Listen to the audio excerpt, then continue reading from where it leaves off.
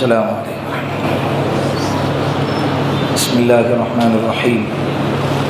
نحمده ونصلی علی رسولہ الکریم. اما بعد. آج 7.5 پارے پورے ہوئے.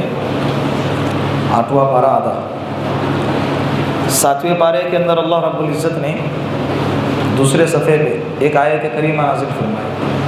یا ایھا الذین آمنوا انما الخمر والمیسر والانصاب والازلام رجس من عمل الشیطان فاجتنبوہ لعلکم تفلحون. ابھی دیکھیں اس آیت کریمہ میں شراب کی حرمت ہے. شراب کی کیا ہے؟ حرمت کہتے ہیں شراب حرام ہو گئی. اس سے پہلے آپ لوگوں نے 5 طرح بھی پڑھے. اس سے پہلے 2 مرتبہ شراب کا تذکرہ آیا. یہ تیسری آیت ہے شراب کے متعلق. اللہ رب العزت نے ڈائریکٹ صحابہ کرام کو شراب کی حرمت پر کھڑا نہیں کیا. جس وقت عرب کے زمانے میں اللہ کے رسول کے دور میں صحابہ شراب پیتے تھے, اتنا غلبہ تھا شراب کا, ہر گھر میں شراب, اور وہ بھی پرانی شراب, 100 سال پرانی, 150 سال پرانی. جس کے گھر میں جتنی زیادہ پرانی شراب ہوں گی وہ عرب میں اپنے علاقے میں سب سے زیادہ فخر محسوس کرتا ہے. میرے پاس 100 سال پرانی شراب ہے. اب جن کے گھٹی کے اندر یہ عادت پڑی ہو اور ان سے ڈائریکٹ کہا جائے کہ تمہیں شراب کو ہاتھ نہیں لگانا ہے, یہ حکم ان کے لیے بہت بھاری تھا. اس لیے اللہ نے طریقہ دیکھو کیا اپنایا. یسألونک عن الخمر والمیسر, پہلا حکم آیا. صحابہ نے پوچھا کہ اے اللہ کے رسول, شراب اور جوئے کے بارے میں آپ کیا کہتے ہیں؟ قل فیہما اثم کبیر. تو اللہ نے کہا کہ اے نبی جی آپ ان سے کہہ دیجئے کہ اس کے اندر گناہ بہت زیادہ ہیں, نقصان زیادہ ہیں, اور نفع تھوڑا اور کم ہے. ڈائریکٹ منع نہیں کیا گیا کہ شراب کو چھو مت, شراب کو ہاتھ مت لگاؤ, شراب کے اوپر حرام ہے, یہ نہیں کہا. بس ایک ارشادی حکم فرما دیا کہ بھئی اس میں نقصان ہے زیادہ اور نفع کم ہے. تو عقل مند انسان سمجھ جائے گا کہ جس میں نقصان زیادہ اور فائدہ کم ہو اس چیز کو کیوں ہاتھ لگائے. تو اکثر و بیشتر صحابہ کرام نے اسی وقت شراب کو چھوڑ دیا. کچھ صحابہ تھے جو اس وقت بھی شراب پیتے تھے, اس لیے کہ ممانعت تو نہیں تھی نا, منع تو نہیں کیا گیا تھا. تو نماز کے وقت بھی شراب پی کے آ رہے, شراب پی رہے اور نماز کے اندر داخل ہو رہے. تو ایک جگہ پہ ایسا ہوا کہ نماز پڑھا رہے, شراب کے حالت میں کیا آیتیں پڑھ رہے وہی سمجھ میں نہیں آ رہا ہے, آگے پیچھے ہو رہے. اس لیے کہ شراب سے انسان کی عقل ماری جاتی ہے. اس کو کیا بول رہا ہے, کیا کر رہا ہے, کہاں سو رہا ہے, اس کو کچھ سمجھ میں نہیں آتا ہے. تو اس وقت پھر دوسرا حکم آیا, وَلَا تَقْرَبُوا الصَّلَاةَ وَأَنْتُمْ سُكَارَىٰ. جب تم نشے کے حالت میں ہو تو نماز کے قریب بھی مت جانا. یہ دوسرا حکم. ڈائریکٹ ابھی بھی منع نہیں کیا گیا. جب نماز کا ٹائم آئے گا تب پینا نہیں ہے. نماز کے ٹائمنگ کے علاوہ ابھی دھیرے دھیرے دھیرے اللہ کیا کرے, چھڑا رہے. تو دوسرا حکم آیا, نماز کے قریب بھی مت جانا جب تم نشے کی حالت میں. اب رات کے وقت میں لمبا ٹائم رہتا تھا, اس وقت میں پی لیتے تھے, صبح تک اتر جاتی تھی, پھر صبح کی نماز میں شامل ہو جاتے تھے. جب دیکھ لیے کہ صحابہ کرام نے کیا کیا ہے, اکثر و بیشتر صحابہ نے شراب کو چھوڑ دیا ہے. پھر جو باقی تھے ان لوگوں نے کہا کہ جو چیز ہمیں نماز سے روکے تو اس چیز کو کیوں استعمال کریں. ان لوگوں نے بھی کیا کر دیا, چھوڑ دیا. اب عادت بن گئی چھوٹنے کی. پھر اب یہ تیسرا حکم آیا, یا ایھا الذین آمنوا, سختی کے ساتھ, اے ایمان والو, انما الخمر والمیسر والانصاب والازلام رجس من عمل الشیطان. شراب, جوا, غیر اللہ کے نام پر ذبح کیا گیا جانور, یہ سب کے سب شیطان کے کام ہیں. فاجتنبوہ, اب اس کے قریب بھی مت جانا, اس کو ہاتھ بھی مت لگانا, چھوڑ دو اسے ہمیشہ ہمیشہ کے لیے. لعلکم تفلحون, تاکہ تم کامیاب ہو جاؤ, تاکہ تم کیا ہو جاؤ. اس سے پتہ چلا کہ کامیابی سے روکتی ہے شراب. شراب سے انسان تباہ ہو جاتا ہے, شراب سے انسان برباد ہو جاتا ہے. اور جہاں جہاں بھی شراب کی حرمت کا تذکرہ ہے اللہ نے ساتھ میں جوے کو بھی جوڑا ہے.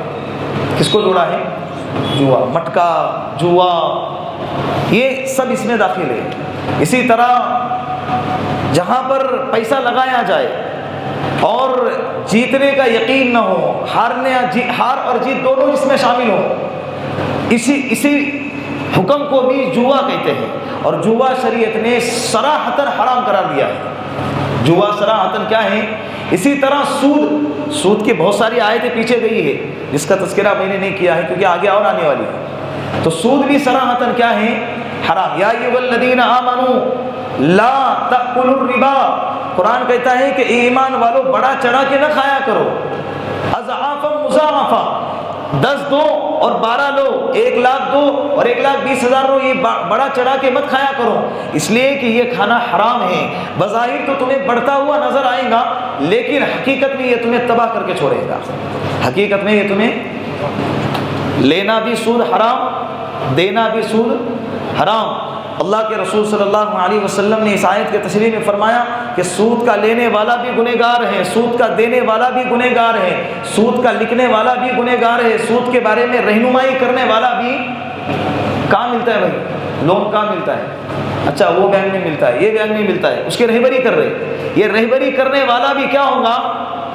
گنہگار ہوگا۔ بعض روایتوں میں تو لکھا ہے کہ اپنی ماں کے ساتھ 36 دفعہ زنا کرنے کے برابر ہے سود کھانے والا، اتنا بڑا گناہ کرتا ہے۔ لوگ اس کو ہلکا سمجھتے ہیں۔ لوگ کیا سمجھتے ہیں؟ حرام کا لفظ استعمال کیا گیا ہے صاف ستھرے الفاظ میں، حرام، سود حرام ہے تو حرام ہے۔ یمحق اللہ الربا ویربی الصدقات، زکوٰۃ، صدقات یہ چیزیں مال کو بڑھاتی ہیں اور سود یہ مال کو گھٹا دیتا ہے۔ آپ کہوں کہ یار 1 لاکھ دیں گے، 1,20,000 لیں گے تو یہ تو مال بڑھ رہا ہے نا، تو گھٹ کا رہا ہے، اور زکوٰۃ کے اندر 1 لاکھ پہ 2,500 دینا پڑتا ہے، یہ تو گھٹ رہا ہے۔ لیکن اللہ کہتے ہیں کہ بظاہر تو تمہارا سود میں مال بڑھتا ہوا نظر آئے گا اور صدقات اور زکوٰۃ میں بظاہر مال گھٹتا ہوا نظر آئے گا، لیکن حقیقت یہ ہے کہ جو مال تم نے زکوٰۃ اور صدقات میں نکالا ہے وہی مال تمہارا بقیہ مال کی حفاظت کرے گا۔ وہی مال تمہارے مثال کے طور پر 2,500 زکوٰۃ پہ نکالا ہے تو 97,500 روپے، اس 2,500 نکالنے کی برکت سے اللہ پورے بقیہ مال کی حفاظت کرتے ہیں۔ یہ مال بچانا، بیماری میں نہیں گیا، حادثات میں نہیں گیا، فضول خرچی میں نہیں گیا، بچانا یہ برکت نہیں تو اور کیا ہے؟ ایک انسان کا 1,000 روپے میں کام بن جاتا ہے اور ایک انسان اسی کام کے لیے لاکھ روپے لٹا دیتا ہے پھر بھی اس کا کام نہیں بنتا۔ یہ برکت نہیں تو اور کیا ہے؟ برکت نہیں تو۔ اور سود لینے والا ہمیشہ پریشان رہتا ہے، ہمیشہ لیتے وقت سوچتا ہے کہ میری تنخواہ 50,000 ہے اور میں اتنا نکالوں گا لون، ہر مہینے 30,000 روپے دوں گا تو پھر بھی میرے پاس کیا ہے؟ 20,000 ہے، اور نکالتا ہے 36 ہفتے، 40 ہفتے، 20 ہفتے۔ زندگی کا تو کوئی بھروسہ ہی نہیں ہے، زندگی کا کوئی بھروسہ ہی نہیں ہے۔ سگنیچر کرتے وقت سوچنا چاہیے کہ یہ اپنے موت پر سگنیچر کر رہا ہے۔ 36 ہفتے جیے گا انسان، کس کو یقین ہے جینے اور مرنے کا؟ حضرت عمر بن عبدالعزیز رحمۃ اللہ علیہ بادشاہ وقت ہیں، عید کا موقع آیا، ان کی اولاد کے لیے پہننے کے لیے کپڑے نہیں ہیں، بیوی نے کہا 1 مہینے پہلے کی پیشگی تنخواہ لے لو آپ وزیر مالیات سے جا کے، اس لیے کہ بچوں کے لیے عید کے لیے کپڑے نہیں ہیں، دوسرے محلے کے بچے کپڑے پہنیں گے، ہمارے بچوں کے پاس کپڑے نہیں ہیں۔ حضرت نے کہا ٹھیک ہے بات کر لیتا ہوں۔ وزیر مالیات کے پاس گئے، وزیر خزانہ، اور اس سے پوچھے کہ دیکھو بھائی میرے گھر میں بچے ہیں، ابھی عید سامنے آ رہی ہے، بچوں کے لیے بادشاہ کہہ رہا ہے بچوں کے لیے کیا نہیں ہے؟ کپڑے نہیں ہیں پہننے کے لیے، تو ایک کام کرو میری تنخواہ دے دو 1 مہینے پہلے، پیش کی تنخواہ بھی وقت آیا نہیں تھا۔ تو وہ کہنے لگا بادشاہ سلامت، آپ نے ہماری تربیت کی ہے، یہ خزانہ آپ کا ہے، آپ نے مجھے یہاں پر متعین کیا ہے، اگر آپ کہیں تو پورا دے دو، لیکن آپ کی تربیت کی وجہ سے میں آپ سے ایک سوال کرنا چاہتا ہوں کہ 1 مہینہ پہلے کی تنخواہ آپ لے رہے ہیں، کاغذ پہ مجھے لکھ کر دے دو کہ آپ 1 مہینہ جیے ہوں گے۔ حضرت نے کہا رہنے دو، بیوی کے پاس آئے اور کہا کہ میں اپنے بچوں کو پرانے کپڑوں میں عید مناتے ہوئے تو دیکھ سکتا ہوں، لیکن اپنے بچوں کی خاطر اپنے آپ کو جہنم میں داخل نہیں کر سکتا۔ اس سے پہلے اگر مر گیا تو، یا 1 مہینے کا مسئلہ تھا، یہ 36 مہینوں کو کیا کر رہے؟ لون نکال رہے، 40 مہینوں کا ہفتہ نکال رہے۔ جس گھر کے لیے ہفتہ نکالے تھے اس گھر میں رہنا بھی نصیب نہیں ہوا اور دنیا سے چلے گئے۔ کہاں پھیڑیں گے؟ کہاں پھیڑیں گے؟ کیا اولاد پھیڑیں گے؟ ہمیں نہیں پھیرنا ہے. فلاں آج آخری رکعت کے اندر وہی پڑھا گیا, فلا تزر وازرۃ وزر اخرى, کل قیامت کے دن کوئی کسی کا بوجھ نہیں اٹھائے گا, ہمیں ہی اپنا بوجھ اٹھانا ہے, ہمیں ہی اپنا بوجھ اٹھانا ہوگا. اللہ کے رسول صلی اللہ علیہ وسلم نے فرمایا اتنا نفسا نفسی کا عالم ہوگا کل قیامت کے دن کہ سب کے سب برہنہ ہوں گے, ننگے ہوں گے. امی عائشہ صدیقہ رضی اللہ عنہا نے کہا ہے ہماری بے حیائی, بے شرمگی اور اتنا زیادہ خطرناک ماحول ہوگا.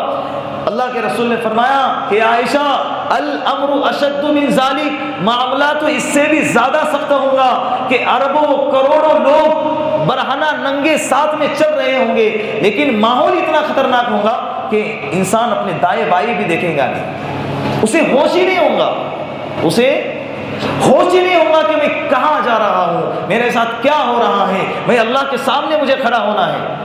تو کل قیامت کے دن فلا تزر وازرۃ وزر اخرى, کوئی کسی کا بوجھ نہیں اٹھائے گا. تو سود انشاءاللہ اگر کسی کی زندگی میں کسی کی زندگی سود سے اٹکی ہوئی ہے تو آج ہی ارادہ کریں کہ انشاءاللہ جتنا جلدی ہو سکے اپنی زندگی کو اس سے چھڑا لیں گے, جتنا جلدی ہو سکے اتنا جلدی.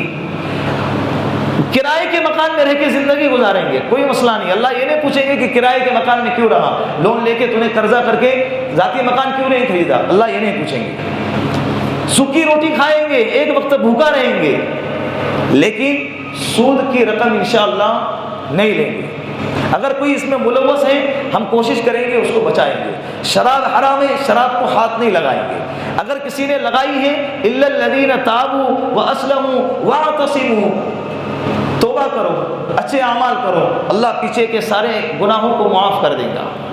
اللہ پیچھے کے سارے گناہوں کو کیا کرے گا, معاف کر دے گا. یہ وقتی لذت ہے جو, اور یہ لذت بھی ایسی ہے جو انسان کو معاشرے میں ذلیل کر کے رکھ دیتی ہے. تھوڑا سا صبر کرو, موت آئیں گی, مرنے کے بعد اللہ سے ملاقات ہوں گی, پھر کل قیامت کے دن جنت میں اللہ میٹھی میٹھی پیاری پیاری پاکیزہ شراب پلائے گا. بعض روایتوں میں بلکہ قرآن میں ہے وَسَقَاهُمْ رَبُّهُمْ شَرَابًا طَهُورًا, اللہ خود شراب پلائیں گے. جس کا ساقی اللہ ہو وہ شراب بھی کیسے ہوں گی اور جام کا مزہ بھی کیا ہوگا. اسی لیے اگر کسی کو جنت کی شراب پینا ہے تو دنیا کی گندی شراب کو چھوڑنا پڑے گا. چھوڑیں گے نا انشاءاللہ. آگے حضرت ابراہیم علیہ السلام کا مناظرہ ہے. حضرت ابراہیم علیہ السلام ایسے علاقے میں تھے, بات ختم کر دیتا ہوں. حضرت ابراہیم علیہ السلام ایسے علاقے میں تھے جس علاقے کے اندر بتوں کی پوجا کرتے تھے, بت بنائے جاتے تھے, بت بیچے جاتے تھے, چاروں طرف بتوں کی نمائش ہوتی تھی. بت مطلب مورتیاں بنا کے بیچتے تھے. حضرت ابراہیم علیہ السلام کے والد ابا آزر, جن کا نام قرآن میں ہے وَإِذْ قَالَ إِبْرَاهِيمُ لِأَبِيهِ آزَرَ أَتَتَّخِذُ أَصْنَامًا آلِهَةً, وہ خود بت بنا کے بیچا کرتے تھے. نبی کے ابا ہے. حضرت ابراہیم علیہ السلام نے ان سے کہا بھی کہ ابا تم ان بتوں کو اپنا معبود سمجھتے ہو جن کو تم اپنے ہاتھوں سے تراشتے ہو, میں تو تمہیں بھی اور پوری قوم کو گمراہی میں دیکھتا ہوں. سمجھائے نہیں سمجھے, قوم کو سمجھا رہے تو قوم ہی نہیں پاگل سمجھتے تھے. سزا بھی دی گئی تو ان کے ابا ایمان میں داخل نہیں ہوئے, ایمان میں داخل نہیں ہوئے. حضرت ابراہیم علیہ السلام دعائیں مغفرت کرتے تھے اپنے ابا کے لیے. قرآن کی آیت نازل ہو گئی کہ تمہارے والد اگر ایمان والے ہوتے تو تم مغفرت کی دعا کر سکتے تھے, لیکن ایمان والے نہیں ہیں تو جو ایمان والے نہیں ہیں ان کے لیے مغفرت کی دعا کرنا جائز نہیں ہے. ایمان ہی نہیں ہے تو مغفرت کا سوال ہی پیدا نہیں ہوتا. پھر اس کے بعد قوم میں آئے, قوم والوں کو سمجھانا تھا تو سمجھانے کے لیے ایک طریقہ اپنایا. سب محفل سجی ہے, ستارے نکلے, رات میں نکلتے ہیں نا ستارے سیارے, تو اس کو دیکھا فلما جن علیہ اللیل رآ کوکبا, جب ستاروں کو دیکھا تو کہنے لگے کہ کتنا چمکدار ہے. قال ھذا ربی, یہ میرا رب ہے. حضرت ابراہیم علیہ السلام کیا کہہ رہے ہیں, یہ میرا رب ہے. پھر صبح ہوتے ہوتے وہ ستارہ کیا ہو گیا, ختم, غائب ہو گیا, ڈوب گیا. حضرت ابراہیم علیہ السلام نے فرمایا فلما افل قال لا احب الافلین, جب ڈوب گیا تو کہنے لگے کہ ڈوبنے والے کو میں پسند نہیں کرتا. جو ڈوب جائے, جو ختم ہو جائے, جو چھپ جائے, وہ رب کیسا, وہ معبود کیسا. تو تو پھر اس کے بعد دوسرے دن آئے، سارے محفل سجی ہے، چاند نکلا، چاند کو دیکھا، فلما رأى القمر بازغا، جب چاند کو دیکھا قال هذا ربی، کہنے لگے کہ یہ میرا رب ہے۔ سب لوگوں نے کہا ہاں بہت خوبصورت ہے، ستاروں سے بڑا ہے، یہ کیا ہے؟ رب ہے، رات میں روشنی دیتا ہے، راستے جس کو دیکھ کرتے ہی کرتے۔ پھر جب صبح ہوتے ہوتے فلما افل قال لئن لم يهدني ربی، صبح ہوتے ہوتے ہوئے دیکھا کہ وہ چاند میں ڈوب گیا، کہنے لگے کہ میرے رب نے مجھے اچھا ہوا کہ صحیح رہنمائی عطا فرمائی، جو ڈوب جائے وہ رب کیسا؟ یہ میرا رب ہو نہیں سکتا۔ پھر جب تیسرا دن صبح نکلی، سورج نکلا، تو فلما رأى الشمس بازغا، جب سورج کو دیکھا تو کہنے لگے کہ یہ بہت بڑا ہے، یہ بڑا ہے، ہاں یہ بڑا ہونے کی وجہ سے یہ میرا رب ہو سکتا ہے۔ لیکن جب شام ہوتے ہوتے وہ سورج بھی کیا ہو گیا؟ ڈوب گیا، تو کہنے لگے کہ جو ڈوب جائے، جو غروب ہو جائے، وہ میرا رب کیسے ہو سکتا ہے؟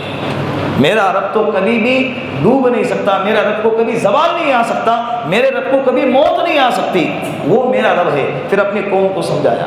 اب یہاں پر مفسرین نے کچھ روشنی ڈالی ہے، کہنے لگے کہ دیکھو حضرت ابراہیم علیہ السلام نے چاند کو رب کہا، ستارے کو رب کہا، سورج کو رب کہا، تو اس کا جواب ہی مفسرین نے دیا ہے کہ حضرت ابراہیم علیہ السلام نے جو چاند، سورج اور ستاروں کو رب کہا ہے، یہ ان کو معبود سمجھ کے نہیں کہا ہے، بلکہ قوم کو سمجھانے کے واسطے ایک سوالی نشان چھوڑا ہے، کہا کہ یہ میرا رب ہے۔ پھر صبح ہوتے پتا تھا کہ صبح ہونے پر ڈوبنے ہی والا ہے، جب صبح ہو کے ڈوب گیا، تاکہ ان کو ان کے انداز میں سمجھایا جائے، ان کو کیا کیا جائے؟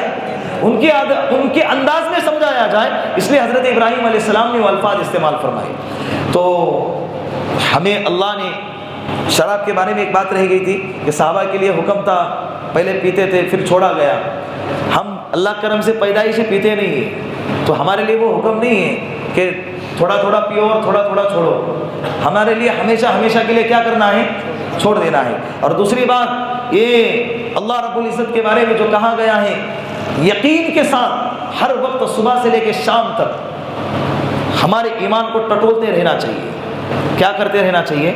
ہم بھی تھوڑا تھوڑا جو ہے نا شرک خفی کا شکار ہو جاتے ہیں، فلاں نے کیا، فلاں کی وجہ سے ہوا، اور یہ کرنے کی وجہ سے ایسا ہوا، تقدیر کے اعتبار سے ہمارا ایمان بڑا کمزور ہے، اسی لیے ہر وقت ٹٹولتے رہنا چاہیے۔ اللہ نے کیا، اللہ کریں گے، اللہ سے ہوتا ہے، اللہ ہی سب کچھ کرنے والے ہیں، اللہ کے بغیر کچھ ہوتا لا الہ الا اللہ۔ ایمان کی حفاظت کریں گے انشاءاللہ۔ تہجد کی پابندی کس سے ہو رہی ہے؟ جب سے رمضان شروع ہوا، ہاتھ اٹھائے کون کون پڑھ رہا ہے؟ جو نہیں پڑھ رہا ہے انشاءاللہ کل سے پڑھیں گے۔ دیکھتے دیکھتے کتنے دن گزر گئے؟ 4 دن گزر گئے، ایسے ہی دیکھتے دیکھتے مہینہ گزر جائے گا۔